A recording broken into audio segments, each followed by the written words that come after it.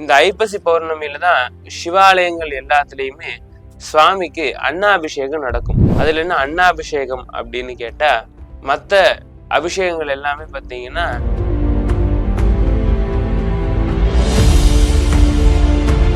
அன்னாபிஷேகம் பார்க்கறவங்க எல்லாத்துக்குமே அவங்களோட வாழ்க்கையில என்னைக்குமே இந்த அன்னாபிஷேகம் வரக்கூடிய மாசம் துலா மாசம்னு சொல்லக்கூடிய ஐப்பசி மாசம். துலா ராசி வந்து பாத்தீங்கன்னா இந்த ஐப்பசி பௌர்ணமி அன்னைக்கு வேற என்ன செய்யலாம் அப்படின்னு பாத்தீங்கன்னா, இந்த ஐப்பசி பௌர்ணமி அன்னைக்கு உங்களுடைய குலதெய்வத்தை வழிபாடு பண்றதுனால என்ன ஆகும் பாத்தீங்கன்னா, எனக்கு கல்யாணம் ஆகணும், எனக்கு இப்போ குழந்தை பாக்கியம் வேணும், எனக்கு இப்போ உயர் கல்விகள் வேணும், எனக்கு இப்போ உயர் பதவிகள் வேணும், இந்த மாதிரி என்ன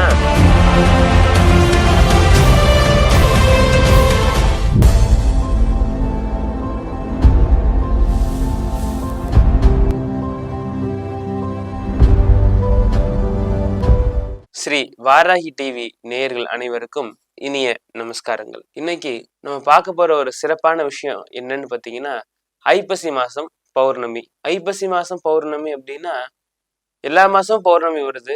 இந்த ஐப்பசி மாசம் என்ன சிறப்பு, அன்னைக்கு என்ன பண்ணலாம், அன்னைக்கு என்ன மாதிரியான விசேஷங்கள் வருது அப்படிங்கிறத இந்த காணொலியில நம்ம பார்ப்போம். அப்போ முதல்ல இந்த ஐப்பசி பௌர்ணமி இந்த வருஷம், இந்த குரோதி வருஷம் 2024 வருஷம் எப்படி வருது அப்படின்னு பார்த்தீங்கன்னா, வரக்கூடிய 15ஆம் தேதி பௌர்ணமி, நவம்பர் மாசம் 15ஆம் தேதி பௌர்ணமி. கார்த்திகை மாசம் தொடங்குறதுக்கு முன்னாடி ஐப்பசி மாசம் நிறைவடையக்கூடிய நாளும் அந்த நாள் தான். அப்போ இந்த பௌர்ணமி அப்படிங்கிறதே பாத்தீங்கன்னா முழு நிலவு. அன்னைக்கு நம்ம செய்யக்கூடிய வேலைகள் எல்லாமே முழுமையான விஷயங்களா மாறும். அதே மாதிரி இறை அருள் நமக்கு முழுமையா கிடைக்கும் அப்படிங்கிற மாதிரி விஷயங்கள் எல்லாம் சொல்லுவாங்க. அதனாலதான் பாத்தீங்கன்னா மாசம் மாசம் கிரிவலம் போறவங்க இந்த ஐப்பசி மாசம் பௌர்ணமி அன்னைக்கும் கிரிவலம் போவாங்க. அதே மாதிரி பௌர்ணமி நாட்களா பார்த்து கிரிவலம் போவாங்க.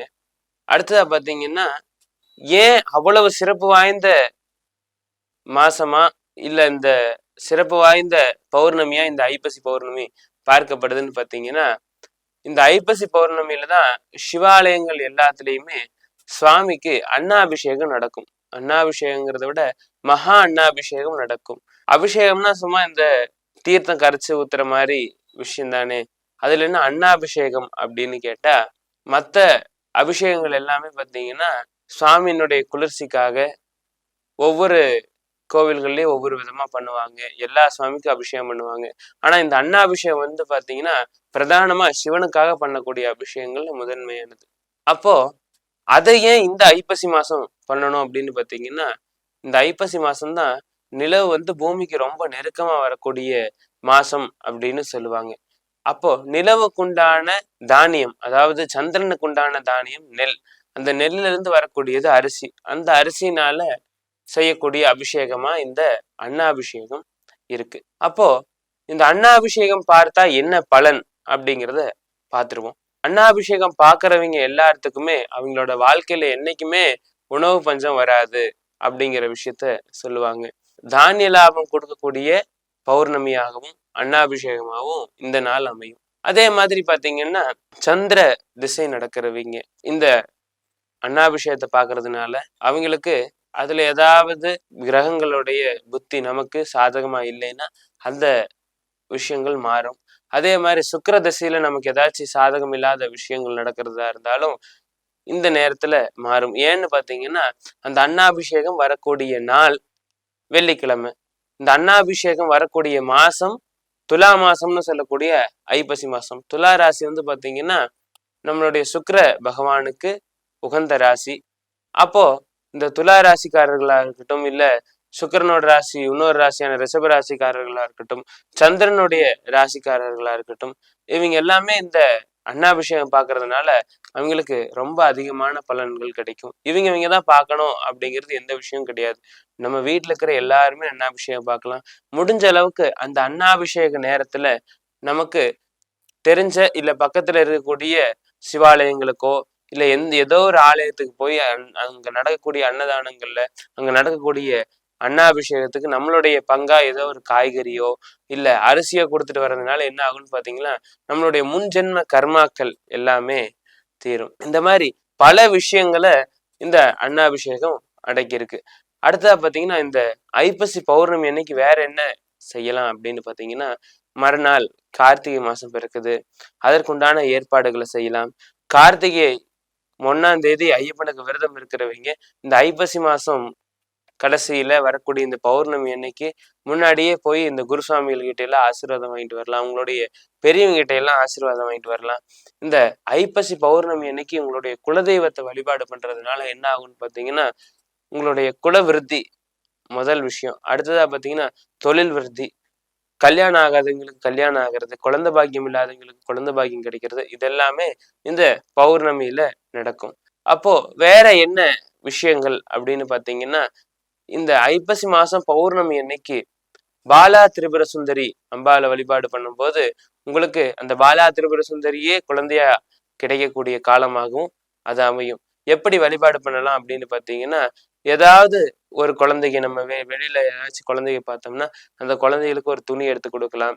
இல்ல ஏதாச்சும் அம்மன் கோவில்கள்ல குழந்தைகளுக்கு கொடுக்குற மாதிரி கல்கண்டோ இல்லை மிட்டாயோ கொண்டு போய் கொடுத்துட்டு வரலாம். நம்ம வீட்டுல பாலாம்பிகை படம் வச்சு அந்த படத்துக்கு பொட்டு பூவெல்லாம் வச்சு கூட ஒரு தீபம் ஏற்றி அன்னைக்கு அம்பாளுக்கு பிடிச்ச நெய்வேத்தியமான இந்த சக்கரை பொங்கலோ இல்ல பால் சாதமோ இல்ல பால் பாயசமோ இல்ல கல்கண்டு பாயசமோ ஏதாவது ஒரு நெய்வேத்தியத்தை இந்த பாலா திரிபுர சுந்தரிக்கு படைக்கலாம். இந்த மாதிரி நம்மளால என்ன விதமான வழிபாடு பண்ண முடியுமோ அந்த மாதிரி வழிபாடுகளை பண்ணும்போது நமக்கு உண்டான பலன்கள் நிச்சயமா கிடைக்கும். ஆனா ஒரே ஒரு விஷயத்த மனசுல வச்சுக்கணும். எப்பவுமே நம்ம ஒரு பிரார்த்தனை பண்றோமா அப்படின்னா நமக்கு உண்டான பிரார்த்தனையா இருக்கணும். அதே மாதிரி பாத்தீங்கன்னா மற்றவங்களுக்கு தீங்கு விளையாத பிரார்த்தனையா இருக்கணும். அதாவது எனக்கு இப்போ வண்டி வேணும், எனக்கு இப்போ வீடு வேணும், எனக்கு இப்போ கல்யாணம் ஆகணும், எனக்கு இப்போ குழந்தை பாக்கியம் வேணும், எனக்கு இப்போ உயர் கல்விகள் வேணும், எனக்கு இப்போ உயர் பதவிகள் வேணும், இந்த மாதிரி எல்லாம் நமக்குண்டான பிரார்த்தனையை என்ன வேணாலும் வைக்கலாம். ஆனா அவன் நல்லா இருக்கக்கூடாது, இவன் நல்லா இருக்கக்கூடாது, இந்த மாதிரி விஷயங்களை எதையுமே இந்த சமயங்கள்ல நம்ம எப்போ வேண்டுனாலும் சரி வைக்க வேண்டாம் அப்படிங்கிறத கேட்டுக்கிறேன். இப்படி இருக்க ஒவ்வொரு பௌர்ணமியிலையுமே இதே மாதிரியான வழிபாடுகளை பண்றதும் ரொம்ப விசேஷம்தான். பௌர்ணமின்னு சொன்னாலே அன்னைக்கு சந்திரனுடைய ஆதிக்கம் ரொம்ப அதிகமா இருக்கும். இன்னுமே பாத்தீங்கன்னா இந்த பௌர்ணமியை வச்சுதான் ஒவ்வொரு மாசத்தினுடைய பெயர்கள் அதிகப்படியா கொண்டு வந்திருக்காங்க. இப்போ சித்திரா நட்சத்திரத்தோட பௌர்ணமி வந்துச்சுன்னா அது சித்திர மாசமாகவும், வைகாசி நட்சத்திரத்தோட வர்றதுனால அதாவது வைகாசி மாசத்துல வந்து பாத்தீங்கன்னா விசாக நட்சத்திரம் பௌர்ணமி கூட சேர்ந்து வரும். அதனால விசாக நட்சத்திரம் வர்ற மாசம் வைகாசி மாசம்னு. அடுத்து நமக்கு ஐப்பசி முடிஞ்ச உடனே வரக்கூடிய கார்த்திகை பௌர்ணமி கூட இந்த கார்த்திகை நட்சத்திரம் சேர்ந்து வர்றதுனால கார்த்திகை மாசம். இந்த மாதிரி நிறைய விஷயங்களை நமக்கு பெரியவங்க கொடுத்துருக்காங்க. அதையெல்லாம் முறையா பயன்படுத்துவோம். அதனால வரக்கூடிய நன்மைகளை நம்ம பெறுவோம் அப்படிங்கிறத மனசுல வச்சுட்டு எல்லாரும் நல்லபடியா பிரார்த்தனை பண்ணுங்க, எல்லாரும் நல்லபடியா வழிபாடுகள் பண்ணுங்க. அதுக்குண்டான பலனை இறைவன் கொடுக்கட்டும். இதே மாதிரி நிறைய ஆன்மீக கருத்துக்களையும் தெரிஞ்சுக்கிறதுக்கு ஸ்ரீ வாராகி டிவி யூடியூப் சேனலை சப்ஸ்கிரைப் பண்ணுங்க. கூட இருக்கிற பெல் ஐக்கானை பிரஸ் பண்ணுங்க. நமஸ்காரம்.